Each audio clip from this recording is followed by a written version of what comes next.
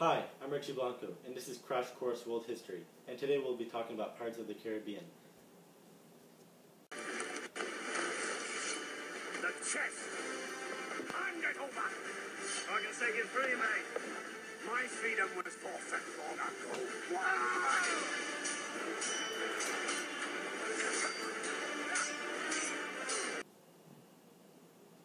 No, Richie, we're not doing Pirates of the Caribbean. We're doing British colonization in the Caribbean. Why do you always do this to me? You always make history so boring. I guess we'll just take a look at British colonization in the Caribbean. During English colonization in the Caribbean from the 15th to 18th century, the social, political, religious, and economic aspects begin to shift. While some aspects remain the same in the Caribbean, such as European dominance and power, and social status of the native people in the Caribbean, many aspects changed, including the new addition of crops like sugar and coffee to boost the economy and a shift in the native population. The colonization of the Caribbean islands started in 1492 with the help of Christopher Columbus. The Spanish claimed most of the area in 1494 with the Treaty of Tordesillas and the power of the Pope.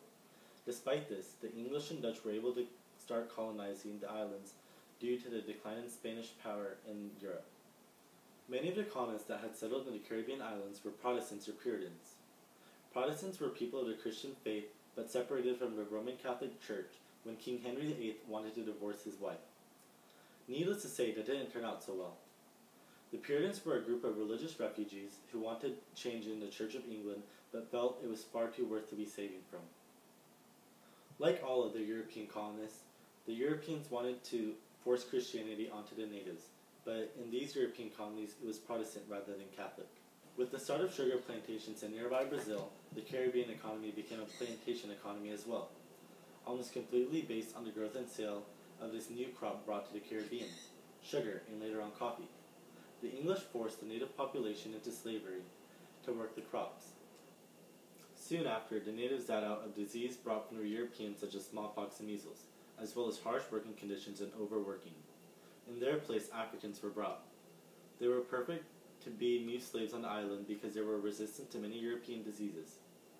They were brought to the Today's thought bubble is over the Triangle Trade Route. The Triangle Trade Route consisted of Europe, Africa, and the United States.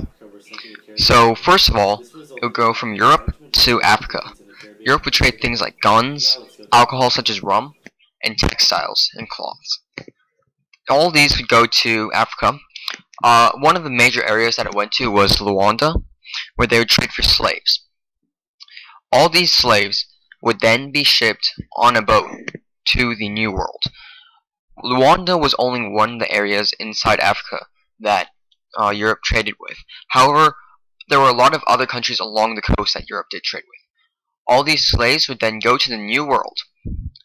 First, a lot of people went to the Caribbean. These people in the Caribbean worked on plantations. They created cash crops such as sugar and tobacco. And then the others all went to South America. In South America, they did more mining than they did in the Caribbean. They mined things such as gold and silver. And all of these goods would be sent back up to Europe, where they could be sold for money in different areas of the world, and they could also be manufactured into different things. For example, tobacco in the Caribbean would be sent back up to Europe and be manufactured into smokable tobacco, and sugar would be manufactured into rum. All these goods would then be sent back to Africa. The cycle would repeat itself, and it was in a triangle, so therefore it was called the Triangle Trade Route.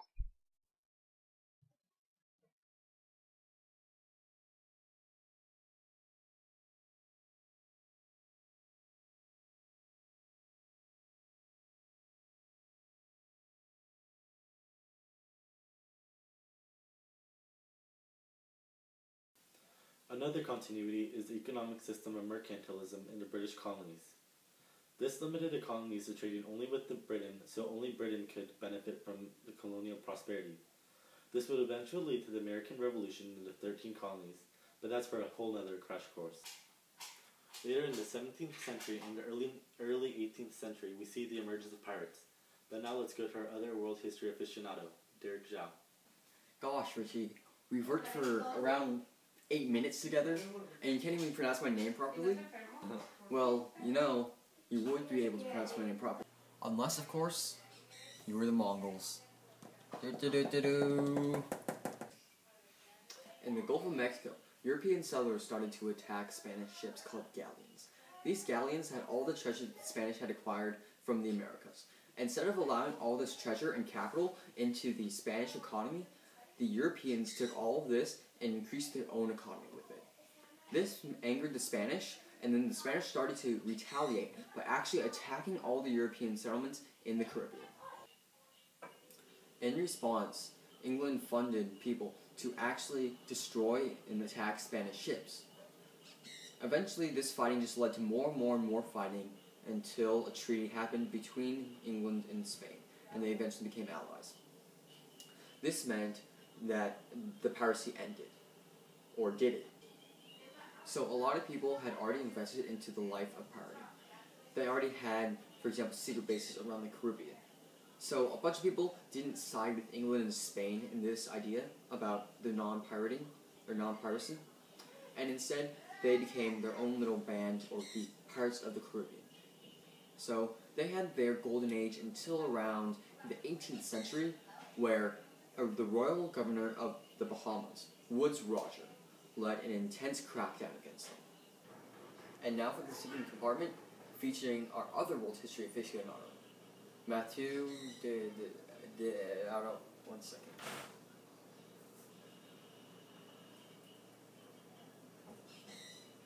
Okay.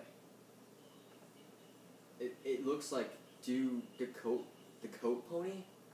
The coat pony. Richie, can you really quickly call up Google and tell them that they need to fix the pronunciation? Looks like I became French. That means it's time for the open letter. But first, let's check the secret compartment. One of Jack Sparrow's necklaces. Now, Jack Sparrow was a great pirate and everything, and this is a beautiful piece of jewelry. However, the fact remains that he wasn't real. Now let's talk about an actual pirate. An open letter to Henry Morgan. Henry Morgan, you were a true pirate. You sailed around the Caribbean in the 17th century, looting ships for 30 years. You were also one of the most influential pirates ever. So influential, in fact, that in the 1670s, you led 1,700 pirates into Panama and burned down the city. You constantly crippled Spain's empire by capturing their ships, becoming a hero of England. And you live on even today as the inspiration for the character Captain Morgan Rum. In 1783, the Treaty of Paris ended the American Revolution. This also gave England control over all the land that Spain had in the Caribbean. England was able to hold control over the Caribbean until sometime in the 19th century. So the huge influx of slaves from Africa into the Caribbean increased the European economy by a lot. However, this also destroyed the technological advancement in Africa. This is because all the skilled labor in Africa was shifted away into the Caribbean. When that happened, there also was more violence, because the way that Europeans got their slaves was by having one tribe conquer another tribe and take the remainder of that tribe, and that tribe that got conquered became slaves. For example, some of the tribes were the Blight of Benin and Fuda Jalon. So, sure, this increased the economy of Europeans, but at the same time, it destroyed Africa, resulting in how it is today. Was it worth the trade-off? You tell me. Thanks for watching, and I'll see you next time on Crash Course World History.